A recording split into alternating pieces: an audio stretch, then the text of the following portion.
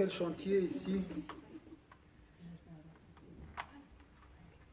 Bien sûr, on ne peut pas faire comme ça, mais juste pour avoir une idée, là, on a l'amour de Dieu, on a tout. Ça, c'est l'ego, hein? C'est l'écorce. Le cours de la vanité vise quoi? Vise le noyau, vise l'ego, vise les deux.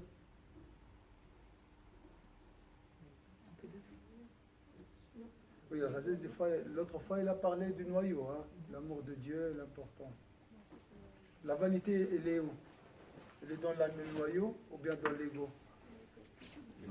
Dans l'ego, je pense. Bien sûr. Là c'est pur, hein? C'est la pureté totale. Attention, il y a des gens qui vivent dans la pureté toute leur vie. Hein? Et qui sont purs à 100%. Il y a des gens aussi qui sont à 100% et à vie aussi. C'est les handicapés, on appelle ça. Donc il y a des gens qui vivent comme ça, ils ne font pas d'efforts, ils vivent toujours comme ça. Et même là, il devient flou, il est toujours là. D'autres, ils sont vraiment lumineux, ils ont un cœur lumineux à 100%. Et voilà. Pourquoi les deux créatures?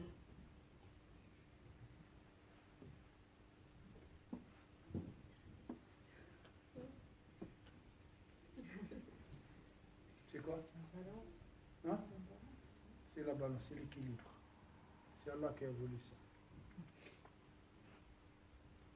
Quand on regarde ces gens magnifiques, on doit s'éloigner. Et quand on voit ces gens purs et lumineux, on doit aller vers eux. Des modèles, des échantillons. Hein? Selon ton cœur, tu vas voir la lumière et les ténèbres selon le degré de la luminosité de ton cœur et le degré des ténèbres. Soit beau, tu verras la beauté, soit le contraire aussi. La recherche, c'est comme en fait, suivant comme on est, on voit ce que. Voilà. Et il y a des gens qui rentrent qui sont vraiment. Moi, ça m'a choqué de la façon.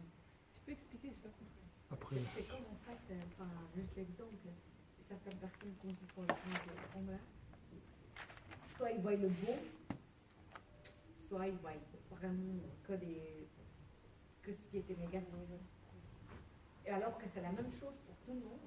Mais moi, j'ai vu plusieurs personnes qui m'ont raconté. Tu veux dire d'un point de vue spirituel ou tu veux dire d'un point de vue spirituel, ouais. Ce que tu vois aux alentours. Spirituel, vraiment spirituel, aux alentours, tout ce qui se passe quand tu fais ce voyage, du début jusqu'à la fin. Soit les gens voient une sœur qui me disait mais tout était magnifique, tout était beau, les gens étaient magnifiques. D'autres qui. Tu me fais peur parce que moi c'était pas le cas. Donc j'espère que ça n'a rien à voir avec moi. Ça dépend aussi le groupe, ça dépend de l'ambiance. De la personne. Ça dépend de la personne, c'est compliqué ça. Donc c'est juste histoire de vanité et à la. Moi, la vanité, c'est dans l'ego. Dans cette écorce qui entoure l'esprit de Dieu qui est en nous. Là, c'est le noyau, c'est la bonté qui est là toujours. On a ici, on trouve les vertus, la générosité, la bonté, l'innocence, l'amour de tout le monde. D'accord? Là, on la trouve chez toute personne, sauf chez le diable. Le diable, c'est à 100% magnifique. Il n'y a pas de bien, il n'y a pas un noyau de bien. C'est tout. Mais les humains, on a tous à des degrés. Après, il y a le noyau, je pense que c'est presque le même. Après, c'est l'ego qui varie d'une personne à une autre. Et quand l'ego est grand, là, il faut bien chercher cette bonté. Beaucoup de travail. Donc on était au début pur comme ça. On était un noyau pur, 100% pur. Après, on a commencé à perdre, ou bien l'ego, on a commencé à accumuler les voiles, les ténèbres, grâce à la prière, grâce à la bonté, grâce au cours, grâce à la prière sur le prophète. Nous essayons d'aller vers ce noyau lumineux. Ça, c'est vrai, hein, parce que, enfin, je sais pas, je fais le rapport avec les enfants quand ils sont petits, ils sont Oui. purs. Ils Purs. n'ont pas de. Hatta même, on les a punis ou quelque chose comme ça, ils reviennent sans rancune. Même moi, des fois, j'ai honte. Ouais. Sans rancune, ils sont vraiment purs, vraiment des anges. Parce que nous entrons avec l'esprit de guerrier, avec la guerre. On va gagner, dominer, tout ça. Voilà, oui. C'est pour ça nous. C'est vrai qu'après, avec le temps, on perd cette innocence. Lui aussi, on lui fait perdre. Perdre, oui, c'est ça. Là, tu viens de On le faire. l'aide à perdre cette innocence. Il commence à mettre là une coquille autour. Et après, il devient lui-même comme nous. Ouais. C'est vrai. Tu me donnes le livre, Françoise, ou non? Tu es obligé, tu n'as pas le choix. Je sais. Vous faites des fautes au tableau. Non, ça peut lire moi aussi.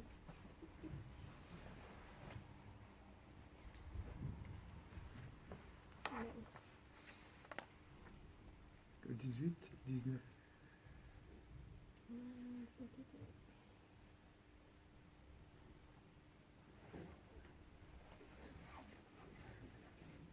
Mais ça vous donne un peu d'espoir, cette graine de bonté en vous?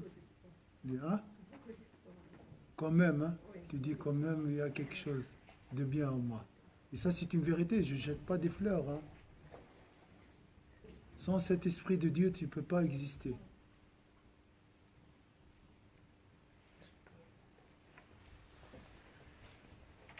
C'est Dieu Sans, qui nous a guidés dans cette mosquée. C'est pour ça qu'on apprend beaucoup de choses. Il y a quelques années en arrière, moi je ne savais même pas que ça existait en mosquée en Suisse. oui, Je ne savais pas. Je n'ai jamais été dans une mosquée ici en Suisse et tout ça. Je ne faisais pas les prières et tout ça. Mais Allah, il nous a guidés parce que grâce à cette graine-là, ce lien avec voilà, lui. avec Allah subhanahu wa ta'ala et tout ça, il nous a guidés ici. On apprend beaucoup de choses. Comme si c'est lui qui alimente ce noyau, Voilà. toujours, selon ta volonté. Mais si tu vas aller plus loin, même la volonté vient de lui. Tout vient d'Allah.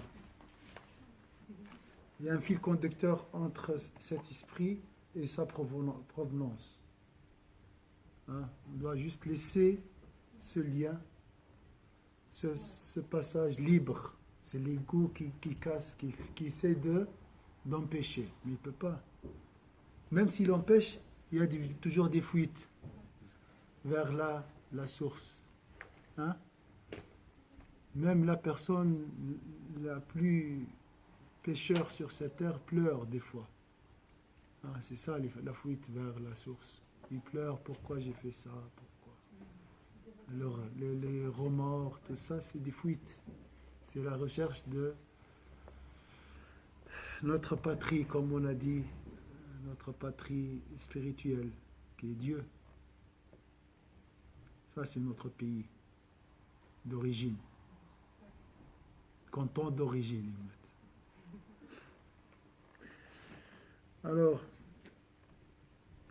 فمثال قول بعضهم في أنفسهم إنه لو كان لله من معاد فنحن أحق به من غيرنا ونحن on a vu ça.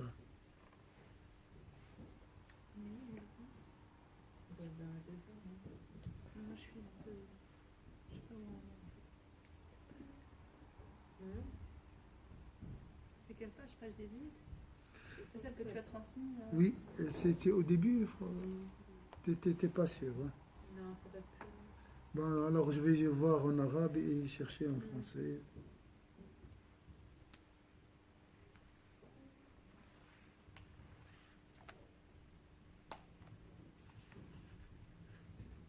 Voilà la trompe, voilà.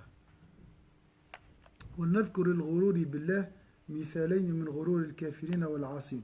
Et là, ici, le Ghazali a rassemblé les négateurs et les insoumis ou bien les pécheurs. Il a dit, de toute façon, c'est des couches. Hein. C'est question du cœur recouvert. Soit par les péchés, pire avec la négation, c'est une forme d'ingratitude. Voilà. Kufr al-ni'ma, après j'arrive à nier l'existence de Dieu. Voilà. C'est des degrés, c'est question de couches, épaisseur, d'ingratitude. C'est tout. D'accord? Mais c'est la même famille. C'est la famille des ténèbres. Donc on peut trouver un croyant, malheureusement, négateur ou incroyant. C'est vrai. Il a rassemblé les deux. Insoumis. Donc on a une partie de mécréance en nous. On est un peu mécréant. C'est pour ça que l'homme est mécréant de nature. Donc il est voilé, dans le sens son cœur est voilé. Chaque instant, je pense, hein, chaque instant, chaque souffle sort sans penser à Dieu, sans penser à Dieu. Qu'est-ce qui se passe dans le cœur? J'imagine, hein, je ne sais pas, parce que ça c'est très infiniment petit, comme le monde infiniment petit. Là, j'ai pas pensé à Dieu. Cet exercice ne marche pas parce que tu penses ne pas penser à Dieu, je pense à Dieu. Oui, c'est faux. C'est artificiel ce que j'ai dit. Mais voilà, je regarde un match, je respire. Une seconde, salam alaikum madame. Hein? Ça arrive souvent. Allez, donc, prenez cette seconde où j'ai oublié Dieu. Ça se passe quoi dans le cœur? Est-ce que le cœur est vide pendant cette seconde-là? Bah, il est rempli par autre chose. C'est quoi l'autre chose? Hein? La dunya, La dunya, péché, voilà. grand péché, doute, mécréance, crime. Tout est possible, ça dépend de la personne. Ouais, de Vous la êtes d'accord? qu'il a devant lui. Mauvaise pensée à des degrés. Donc il n'y a pas de moment libre. C'est pour ça le halaj, les gens n'aiment pas le halaj, mais vous êtes libre. Il a dit une chose très bien. On lui a posé la question, c'est quoi le soufisme? Vous entendez le mot soufisme? Ouais. C'est la voie soufie. C'est la voie spirituelle. Comment purifier le cœur? Il était crucifié, lui, parce qu'il a dit je suis Dieu. Ah, bah, il dit une histoire très terrible. Ce n'est pas notre sujet. Juste, j'aime beaucoup deux choses. Le moment, la dernière parole et le moment, je répète ça parce que c'est très beau, sa dernière confidence, je peux dire comme ça, sa dernière confidence avec Dieu. Ou bien, qu'est-ce qu'il a dit la nuit de son exécution? Ils étaient exécutés. Je ne sais pas pourquoi ils les exécutaient. Est-ce que c'est pour des fins politiques? Je n'entre pas, de toute façon. On ne peut pas savoir vraiment. On ne peut pas savoir, parce qu'il a dit, je suis la vérité, je suis Dieu. Ouh, il a dit, qu'est-ce que tu es en train de dire? C'est grave, tu es Dieu, tu es devenu Dieu. Mais lui, peut-être il était dans la folie de l'amour de Dieu. Hein. Il a dit ça par amour extrême de Dieu. Il n'arrive pas même à maîtriser les mots. Parce que, je reviens à l'histoire du fou de Leïla. Je vous ai raconté cet homme magnifique. On lui a dit une fois, c'est qui toi? Toi, c'est qui? Il a répondu par quoi? Ah, vous n'êtes pas amoureux. Non, oui, Qays Leïla, oui. Qays Leïla, vous avez ça aussi? Il n'y a pas de Qays, il n'y a pas de Leïla, hein. Il parle de Dieu, cet homme. C'est juste, il a inventé cette femme pour un peu parler comme il veut, parce qu'il ne peut pas s'il dit. Donc on lui a posé la question, c'est qui toi? Il a dit, je suis Leïla. Je suis mon bien-aimé. Donc ça, c'est l'anéantissement total. Il n'existe plus. Lui, il est anéanti par l'amour. Il est envahi par son bien-aimé. Il n'y a pas une partie qui s'appelle Qais ou bien le fou de Layla. Il s'appelle le fou de Layla parce que tellement il a. Donc peut-être Al-Hallaj, il était dans cette situation, il a dit je suis Dieu. Mais pour dire que j'aime beaucoup Dieu. Voilà. Bon, de toute façon, il était exécuté le jour dernier, on verra. Ouais, D'accord? ouais, c'est ça. C'est Dieu qui juge après, d'accord? Alors le jour, la nuit de son exécution, il a dit, ô Allah, tes serviteurs ont voulu se rapprocher de toi par mon exécution. Ils veulent m'exécuter pour se rapprocher de toi, parce que je suis innovateur. Je suis une menace pour la religion. J'ai blasphémé la religion. Donc ils ont raison. Moi je leur donne raison. Ils ont raison. Oui, ils doivent m'exécuter. Oui, ils ont raison. Et leur intention, elle est sincère. Ils cherchent quoi? Ils cherchent à travers m'exécuter, À protéger la religion et se rapprocher de toi. Tu as compris, Arben, ou pas? Donc c'est un homme qui est, comme on dit, qui a tourmenté les esprits. Il y a des gens qui disent c'est un saint, d'autres ils ont dit c'est un égaré, innovateur. On dit tout de lui, moi je vous dis rien, vous êtes libre, vous pensez ce que vous voulez. Alors la nuit de son exécution, demain il sera exécuté, crucifié même, pour donner une leçon. Tous les innovateurs doivent. C'était où ça? C'était dans. À un âge, je ne sais pas quel siècle, 5e, 4e siècle, je crois, j'ai oublié. Alors, il a dit, ô Allah, tes serviteurs ont voulu, à travers mon exécution qui se déroulera demain, ils cherchent quoi? Ils cherchent ta proximité. Ils cherchent à rapprocher de toi. Comment? À travers cette exécution. Ils veulent éliminer un innovateur. Moi, je suis innovateur. Comme si ils ont raison. Ils ont une bonne intention. Donc, ils ont tort, mais leur intention est bonne quand même. Il parle de lui, hein, c'est lui qui sera exécuté. Comme si, voilà, c'est le Hallaj, c'est là, et notre Hallaj, il est là. Lui, il est en train de juger et demande à Dieu de pardonner ces gens qui vont exécuter le Hallaj qui est là. Vous voyez? Après, il a dit, pardonne-les. Allahumma inna ha'ula'i ibadu aradu bi qatli at-taqarruba ilayk. Allahumma faghfir lahum. C'est joli, hein? C'est incroyable. Ils ont voulu m'exécuter pour se rapprocher de toi, pour éliminer un innovateur qui égare les gens. Mais ils n'égaraient pas les gens. Leur intention, c'est comme ça. Il a respecté leur pensée. Oh Allah, pardonne à ces gens-là. À part un prophète. Voilà, ouais. Alors à vous de voir. Hein. Et au moment de l'exécution, on lui a posé la question, c'est quoi le soufisme? Il a dit, ton âme, si tu ne la remplis pas par le bien, elle sera remplie par le mal. Le soufisme, C'est ça. C'est ça, la définition.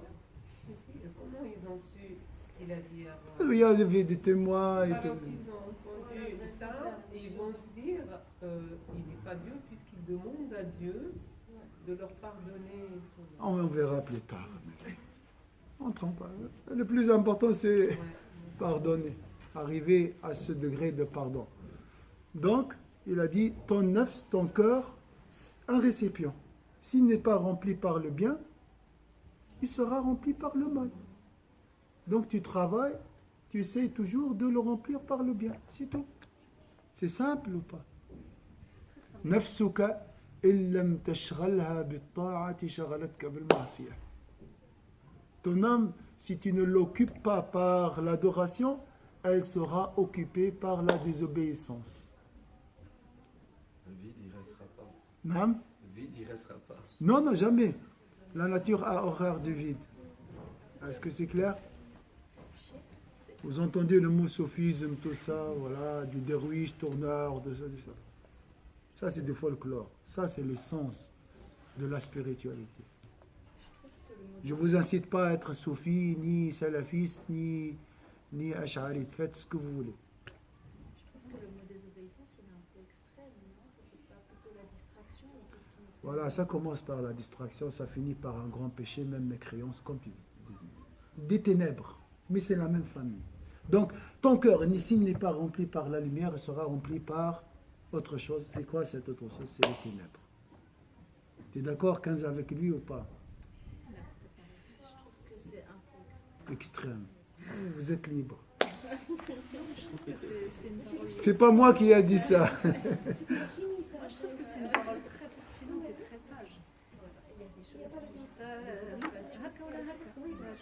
Enfin, en plus, il a très bien résumé en juste une seule phrase. Non, c'est l'équilibre intellectuel. Je vous impose, je vous raconte des histoires. Et à vous d'accepter ou non.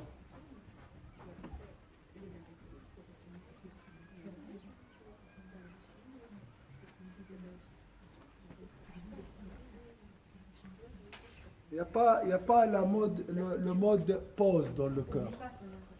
On pense qu'il y a pause. Je peux acquiescer. Hein? Voilà. Soit c'est rempli, soit c'est vide. Justement, j'avais complètement oublié cette histoire parce que quand j'étais petite, j'entendais, enfin, il y a des films et tout sur l'histoire d'amour, Layla et Reis, mais c'est une légende. C'est une légende. Une fois, le fou de Layla, peut-être je vais enregistrer, marqué le fou de Layla.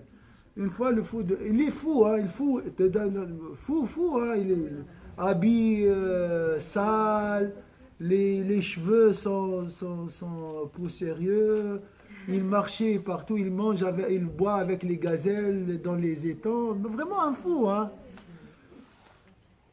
Mais il a un livre de poèmes, hein, je sais pas. J'espère être fou comme lui.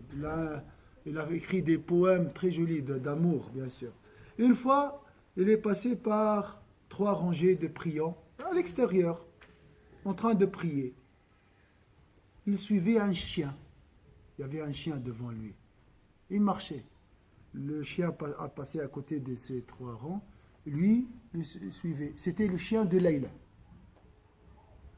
Le chien de cette femme, de son amour. Il suivait. Il a dit, sûrement ce chien va m'amener à Layla. Vu que c'est le chien de Layla. Donc il connaît très bien Layla. Il cherchait Layla. Il suivait le chien. Voilà, il n'a pas fait la prière. Un grand péché. 3 rangées, les gens sont concentrés, tout ça. Et lui, après, ils l'ont appelé. Ils ont fini la prière. Ah, Majnoun, viens, qu'est-ce que tu es en train de faire? Tu suis un chien alors que tu nous as vus en train de prier. Il a dit, par Allah, je ne vous ai pas vu.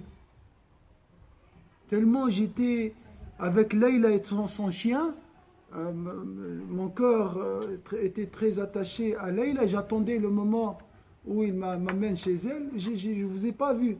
Je suis croyant. Si j'étais conscient, je ferai avec vous la prière. Mais il a dit, j'ai une petite question. Vous étiez avec Dieu, vous? Ou bien avec le chien?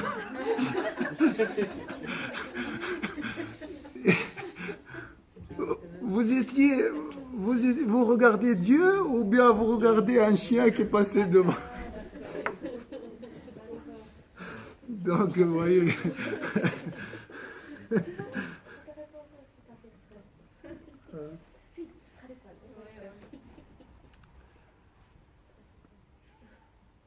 Et une autre fois, il y avait 2 tribus qui se sont bagarrées, il y avait du sang, voilà, ils cherchent la réconciliation, ils sont allés vers lui pour trouver une solution. La première tribu, je sais pas, elle a pris un peu du temps pour expliquer leur position. La deuxième, et lui, elle était en train d'écouter. Après, elle a dit, maintenant, tu décides.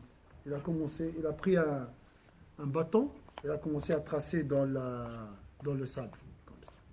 Ils ont dit, oh, Masha'Allah, là, il n'est plus fou. Il n'est plus fou. Là, il commence à raisonner. Alors, après peut-être 10 minutes, il a dit, on lui a reposé la question, qui a raison et qui a tort? Pas lui. Il a dit, c'est Leïla qui a raison. Ça sert à rien. Tu es fou. Alors, donc dans le sens, celui qui aime Dieu pense toujours à lui. Donc son cœur est toujours rempli par Dieu. C'est ça ce qu'on peut tirer de cette histoire. Bien sûr, tu dois aimer ta femme. فمثال الغرور بالدنيا من الكفار والمؤمنين جميعا ونذكر للغرور بالله مثالين من غرور الكافرين والعاصين فأما غرور الكفار بالله فمثال قول بعضهم في أنفسهم وبألسنتهم. Regardez les traits pertinents de Ghazali. On peut parler avec la langue comme on peut parler avec le cœur aussi. إنه لو كان لله من معاد فنحن أحق به من غيرنا ونحن أوفر حظا وأسعد حالا كما أخبر الله تعالى عن قول الرجلين المتحاورين وما أظن الساعة قائمة ولئن رددت إلى ربي لأجدن خيرا منها منقلبا. Moi je suis riche, je mérite mieux que les autres le paradis. Mentionnons concernant la tromperie au sujet de Dieu 2 exemples liés à la vanité chez les mécréants et les insoumis. Quant à la tromperie des mécréants au sujet de Dieu, elle concerne les propos de celui qui dit en son fort intérieur ou ouvrement.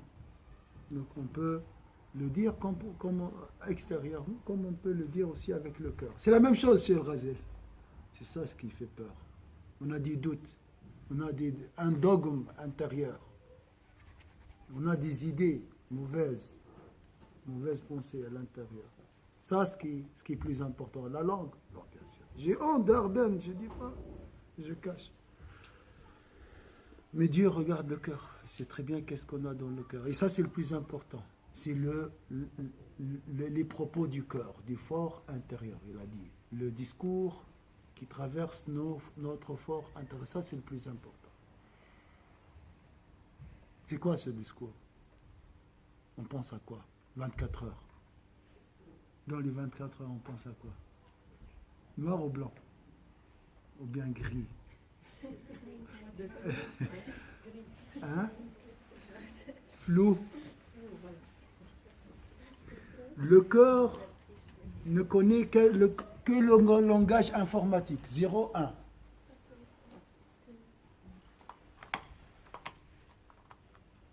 Zéro, c'est le diable Dunya. 1, c'est Allah l'unique. Il n'y a pas un autre langage.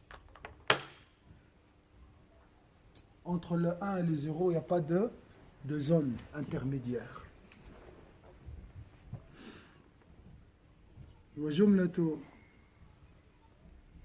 Alors, s'il était à Dieu une vie future, nous serions plus en droit d'y aspirer que quiconque.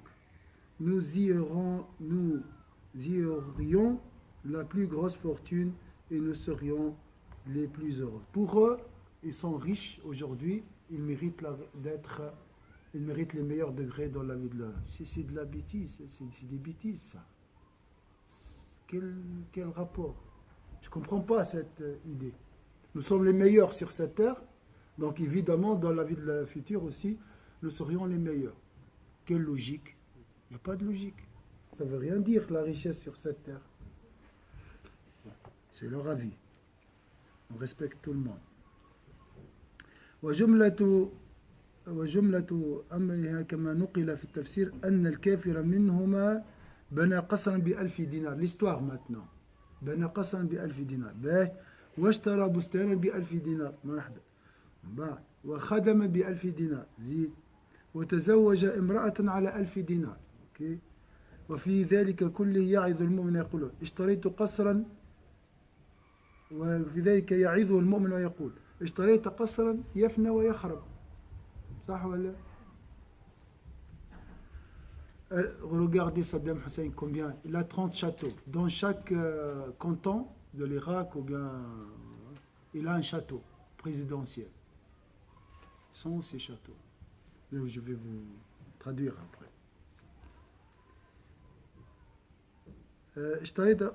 ألا اشتريت قصرا في الجنة لا يفنى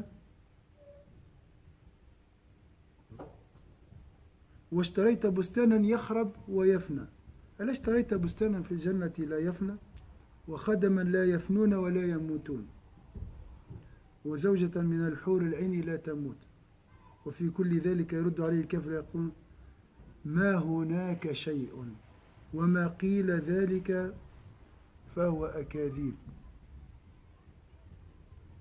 وإن كان فلا يكونن لي في الجنة خير من هذا. Alors regardez cette logique, je ne sais pas, c'est peut-être à l'intérieur, il y a des gens qui cachent ces propos à l'intérieur. Je parle d'une catégorie des riches orgueilleux. Ainsi que Dieu le Très-Haut l'a mentionné concernant les propos de deux hommes entretenant lorsqu'il dit « Je ne pense pas que l'heure survienne, et certes, si je suis ramené à mon Seigneur, je trouverai meilleur lieu de retour que ce jardin. J'ai un jardin aujourd'hui, je vais trouver un jardin meilleur. » La signification des générales de l'heure de cas, comme cela a été rapporté dans l'exégèse du Coran détaillé, l'explication détaillée, c'est que le mécréant d'entre eux avait fait construire un palais pour 100 dinars. 100 dinars, 1 million de francs, disons aujourd'hui. Il acquit un jardin pour 100 dinars, ainsi que des serviteurs pour le même montant. Il se maria enfin à une femme et déboursa, c'est juste, 100 dinars. Pour tout cela, le croyant l'exhorte et lui dit, tu as acheté un palais périssable et destructible. N'auront-ils pas mieux valu que tu achètes un palais impérissable au paradis, ainsi que des serviteurs impérissables et immortels, et que tu te maries à un houri immortel? Le mécréant lui répondit, il n'y a au paradis rien de tout cela. Tu parles de quoi? Moi j'ai un château, j'ai une femme, j'ai des serviteurs. Tu parles de quoi? Quelle vie future? Et quel meilleur château que le mien? Oui, ça on le dit, hein. On le dit. Tu parles de miel? Oui, le miel, je l'ai ici. Vous parlez du lait? Machallah, la Suisse, il y a beaucoup de lait. Parce que ça, c'est notre niveau. On n'a pas des palais, nous pauvres. Notre palais, c'est le lait, le miel. C'est notre niveau. Hein? Miel, budget de francs 75. Voilà. C'est vrai ou pas? Et alors?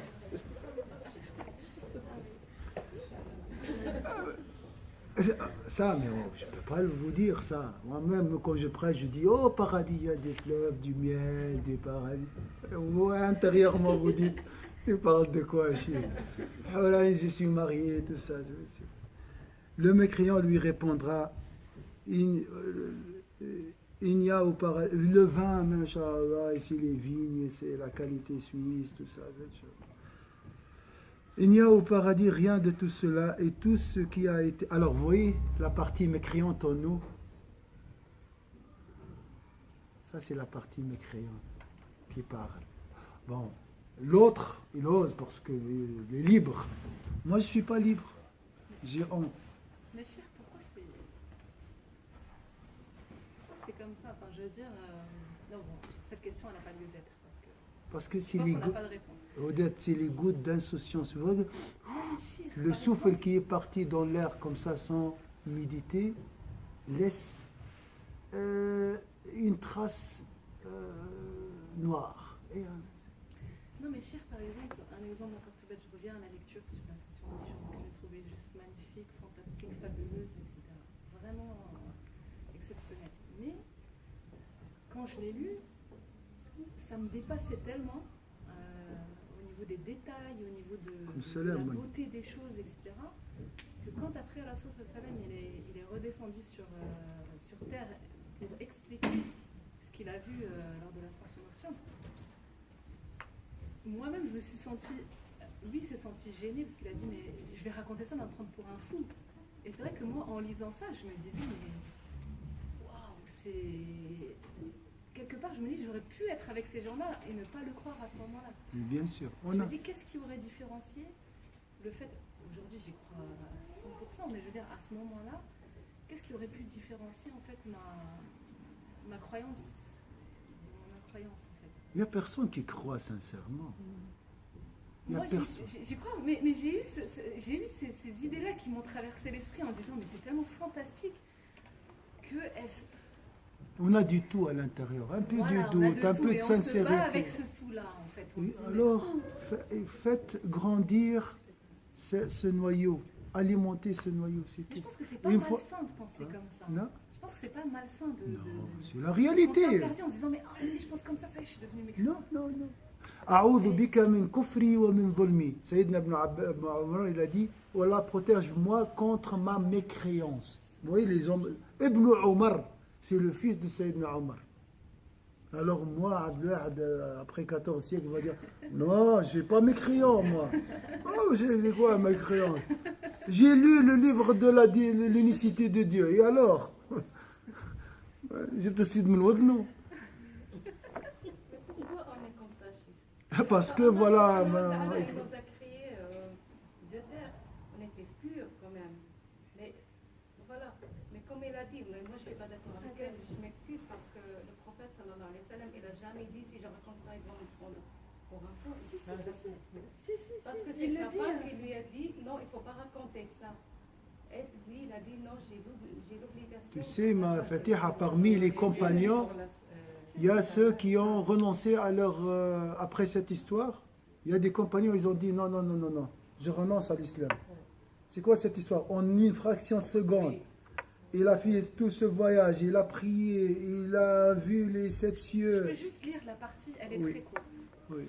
Je descendis de Bouraq et Jibril me salua et dit ô Mohammed, lorsque tu te lèveras, raconte alors à ton peuple ce que tu as vu comme merveille dans cette nuit et informe-les de la miséricorde d'Allah, exalté soit-il.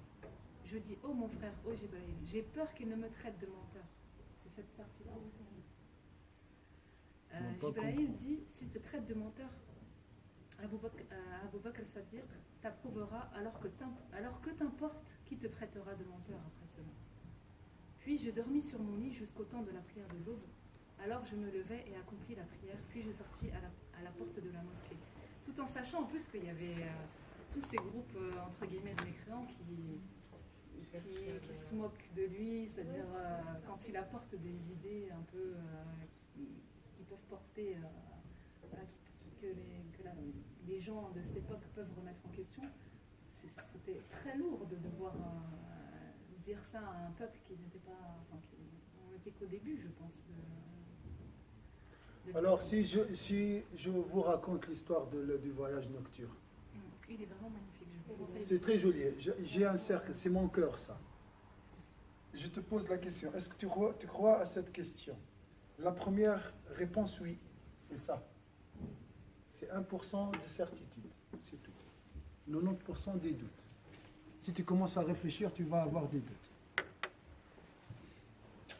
Quand on aime une personne, on croit une personne, on croit tout ce qu'il nous dit. Notre amour de Dieu, c'est 1%. Alors oui, quant à la foi. C'est ce que je veux dire. Oui, mais... C'est-à-dire qu'Abou Bakr Siddiq, il y a l'amour et la raison. Chaque fois il prononce un mot, il lui dit Sadaqt. T'as raison. Ma soeur Fatiha, cet amour, l'amour et la certitude, c'est des frères et sœurs. C'est 1%. 1% d'amour, 1% de certitude. Tu ne peux pas rester avec cette idée 5 minutes. Pendant 5 minutes, tu ne seras pas abondé par les doutes. Oui, mais quand même, peut-être c'est métaphorique, peut-être c'est l'âme qui a... Et tu commences à poser des questions. Exactement. Vu que nous sommes très intelligents. Machallah, on a la technologie, les 5G. 5G. C'est pas. Bientôt. Vous allez devenir fou, comme il faut là. Pas le fou de l'œil. Par exemple, quand on la raconte à nos enfants de l'ascension, ils nous disent, mais c'est normal que le prophète fait la prière de cette manière, il adore Allah de cette manière, parce qu'il a vu des choses qui l'ont laissé à croire vraiment. Nous, on n'a rien vu. C'est magnifique ça. Vraiment, Et là, c'est pur. Ils sont purs encore. Exactement. Ils sont purs, Et les enfants. c'est légitime de penser. Mais vous savez, qu'est-ce qu'il a dit, le Razel? Il a dit, un cœur souillé par les doutes ne pourra jamais être sain sans effacer ses doutes. Les doutes restent dans le cœur à vie si tu ne travailles pas. Mais Chir, c'est sain quand même d'avoir des doutes, parce que les prophètes, ils avaient aussi des doutes. À un moment donné, par exemple, Sayyidina Tu Ibrahim, préfères alayhi salam, Non, non, ça c'est pas des doutes. Ça c'est Ibrahim, c'est pas des doutes. c'était quoi? Il cherche plus à augmenter sa foi. Sayyidina Ibrahim, son cœur 100% lumineux. Mais il cherchait à arriver à 1000%. Ça c'est pas des doutes quand même. Ouais. Nous on veut aller de 1% à 2%, 1,5%. Mais parce qu'on a beaucoup de questions, mon cher. On a beaucoup de questions. Mais ça sert à rien de poser ces questions. Écoute ton cœur, Fatiha. Écoute le 1%. Et chaque fois on entend une histoire, ou bien on lit, on écoute quelqu'un raconte, par exemple, Oui. pour des trucs. Mais on a beaucoup de questions. Oui, ça c'est après. Mais la première idée c'est quoi? Oui, c'est vrai. Mais Chir, Oui, en fait, on sait que c'est vrai. Tu crois à l'invisible. Ton Fatiha, l'innocente, la petite là, qui qu'on dit qu'elle est naïve. Oui, tu dois être naïf. Exactement. mais Chir, en fait, Écoute, la naïveté, c'est l'innocence. L'enfant est naïf pour nous. Oui, tu dois être un enfant, donc naïf, c'est pas grave. mais en fait, tout ce qui casse ces doutes, entre guillemets, mais après, je sais pas si on peut dire que c'est des doutes. Mais qu'est-ce qui peut... Ouais, voilà, c'est peut-être la certitude. Enfin, il y a des choses qui dépassent, parce qu'effectivement, l'être humain, il est habitué à croire à ce qu'il voit. Donc, quand on lui décrit, par exemple, Al-Buraq, moitié homme, moitié cheval, là, ça nous dépasse, ça commence à nous dépasser Ouais, un peu plus. Il y a des, voilà, il y a des Fantastique, c'est c'est ça. philosophie grecque. Exactement, c'est ça. Mais ce qui casse, en fait, en tout cas pour moi, ce qui a cassé ce côté-là d'incertitude, c'est de se dire que Allah il est capable de tout. À partir du moment où on se dit qu'Allah il est capable de tout, c'est possible. Non, mais les questions, cher, c'est pas du doute, c'est juste des questions comme ça. On sait que c'est vrai, on croit, mais on se pose quand même des questions. Moi, en tout cas. Le cœur ne pose pas des questions. Le cœur ne pose pas. Le cœur est pur. On va s'arrêter ici. J'ai une question.